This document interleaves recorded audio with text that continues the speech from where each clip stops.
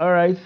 Thank you for joining us once again. It's that segment where we bring you the stories that made it to the front page of select national newspapers this morning.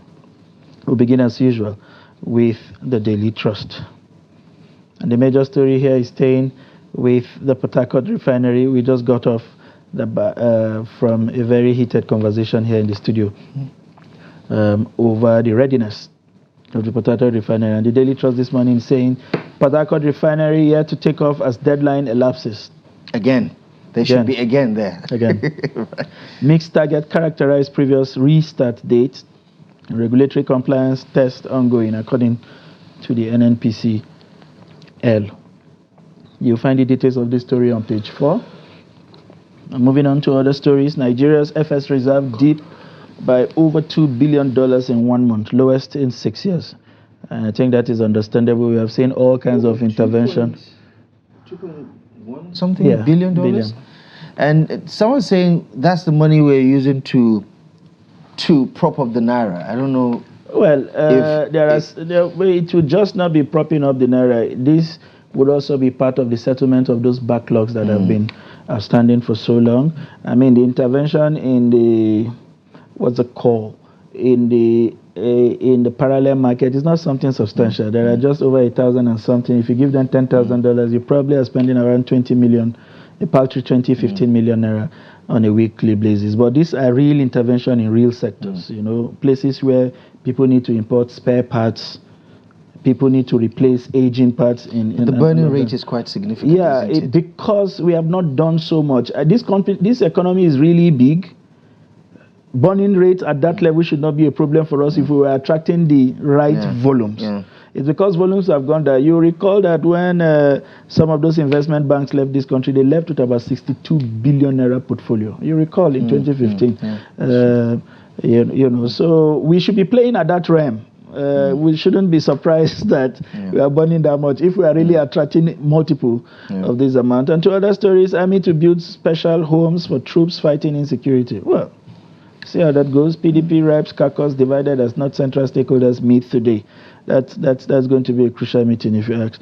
And Dangote, that's the exciting news today again, crashes diesel price to 1,000 naira per liter. Looks big, but I mean, that's some commendable movement. And gunman killed driver at DOP 16 on Abuja Lokoja Road. That's another place to put our eye on after the Kaduna-Abuja highway. And Kaduna Assembly probes El-Rufai's $587 million, $5 billion.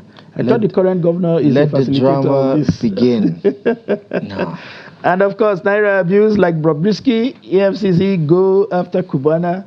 Did you notice that there's a shift in the way people spend money? I'm liking this. It's a cost-correcting effort. And I think this ostentatious approach, especially on social media, and how it is, depressing people to see people do that, and also, just means that, society, anything goes.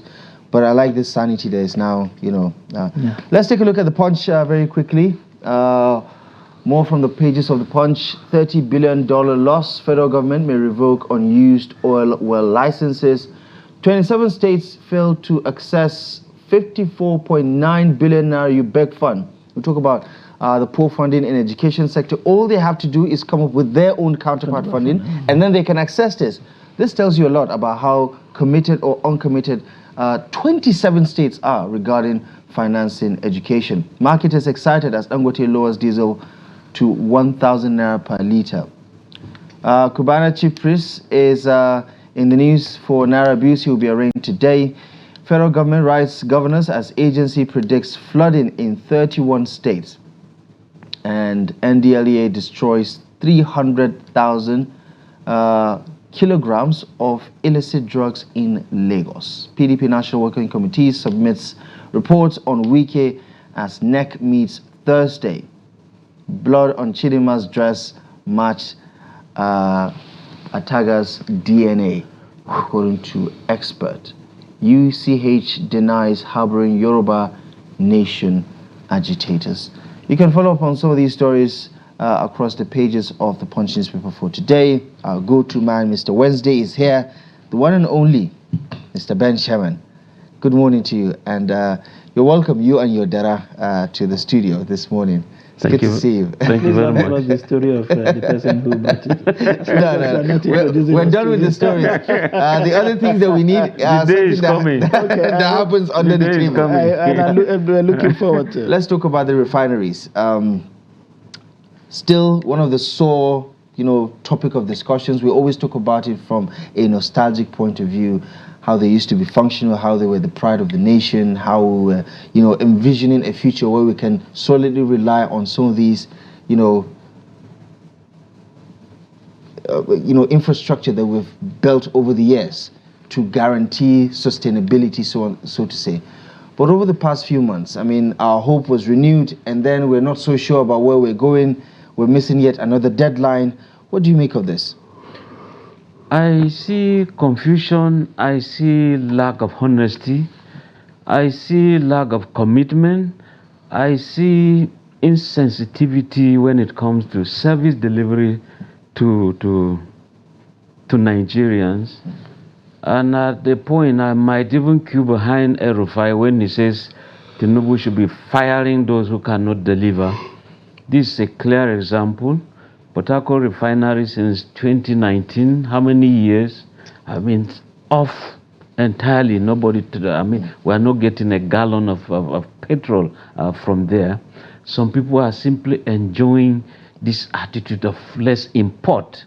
And by the time you're talking of importation, they know how much they are getting from there and not what Nigerians are getting. And that's why, remember the proverbial saying, fishing in troubled waters. Some people naturally smile to the banks, where some people are a kind of weeping. It's like the coffin maker. If people don't die, you say there's no market. So if Nigerians are suffering this way, people who are in charge of refining are busy making their money. People within the very high echelon of NNPC, L, let's put the L there. Why is it that there's no service delivery? And we cannot hold some people to account. Year in, year out, when you say you have this TAM, turnaround maintenance, so what happens? And even the National Assembly, I think we should hold them to account, because there ought to be oversight function. When monies are being appropriated for some projects, who goes to do oversighting? Let's see what this money is being done for, around what level. But you don't just wake up. Next year, you bring in another bill that is more than the one that is the one of previous year, and everybody just goes to bed. Let's import, and Nigerians are just so used to suffering. This is what Fela says: suffering and smiling. Interesting. And you just say God today. Yeah, you see, God has given us everything. God will not come and refine himself. So Mr. Fix Ben, it for us. just before we got off with the last guest, the argument was, once we are done with rehabilitating this refinery, we should put them off. In other words, bring external people to run them. So what's your idea of making sure that these refineries don't go back to the comatose state of yesteryears? Should we privatize them? Should we look for people from outside this country to run them? What would you recommend? With all our petroleum universities, petroleum technology, petroleum engineers here and there, we might not do total privatization. We could just simply do partial. And whether 60-40, 40 could go abroad and 60 back home, so that we engage Nigerians. Like a joint venture. A kind of a joint venture, a kind of, not even build, operate, and transfer. No, let it just be a kind of a joint management. Because let's take the examples of very big hotels in Nigeria. Anywhere you see them working so well, they have this kind of partnership with some people abroad, because we have this laissez-faire attitude, this layback attitude when it comes to, is it a government work? It doesn't end. So will you be the one, will you want to die over government work? If it dies, someone will take over. Yeah, given the experience we had with at the tail end of the Obasanjo's administration, where he privatized these refineries, but the Nigerian Labor Union And some Nigerians impressed it on the Yar'Adua government to reverse those privatizations. Do you think we will find people who will be genuinely interested in this asset, given what has become a behavior? Yeah, you see, that is a political inconsistency when it comes to policies. Even if it were a different political party that has taken over from another different one, I think contract being signed, and by the time you do due diligence to know the company profiles, character and manner of people who are supposed to handle all of this, you see that we'll reach somewhere. But a situation whereby you just come and begin to cancel what the previous government has done, I mean, it doesn't move us forward. Contractors will begin to lose confidence. People will say the investment climate is not just there. The political maturity when it comes to politics versus investment, they are in contradiction. So you find out that investors will think twice, think again. Can I? That kind of a thing. So they are always not sure. And that does not augur well for economy like Nigeria when we're talking of Africa's largest or biggest economy. Yeah, and that is, something that remains, elusive for the most part for Nigerians. I mean, one minute we get a sense, especially when those test runs, I mean, journalists like yourself were taking over there. It felt so real that this was going to happen last year, and now we're moving into the second quarter of 2024, and you still cannot tentatively say when this is going to take off. But yeah, time shall tell. Let's talk about staying in the energy sector. The crash of the diesel price by Dangote to 1,000 per liter.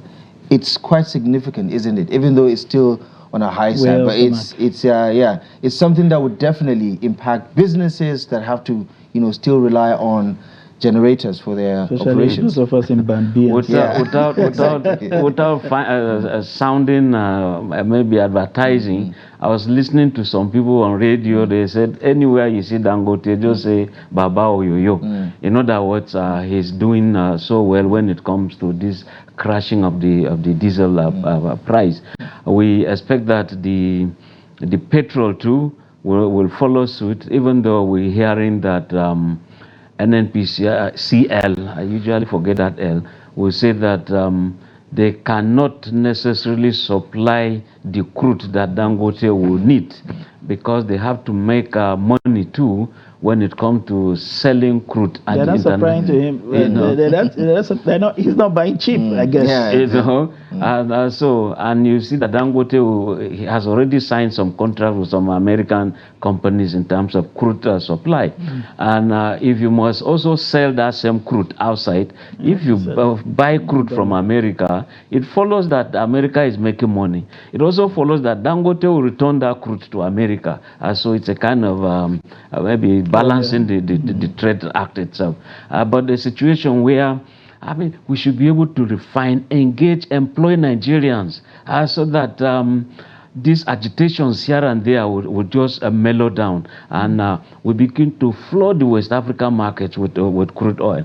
A situation where at the point, when they said Niger Republic found their own petroleum and they started refining, and Nigeria was their target. Nigeria, they will come and sell petrol in Nigeria, when indeed Africa #1 petroleum supplier. Niger will come and supply to us. I mean, it looked like... okay, I hear the producers tell me our time is up, but not until I ask you in 20 seconds to give us a sense of what's happening on the Lokoja-Abuja Expressway. Is it becoming another Abuja-Kaduna Expressway? I think when it's like water inside a polythene bag that is not full.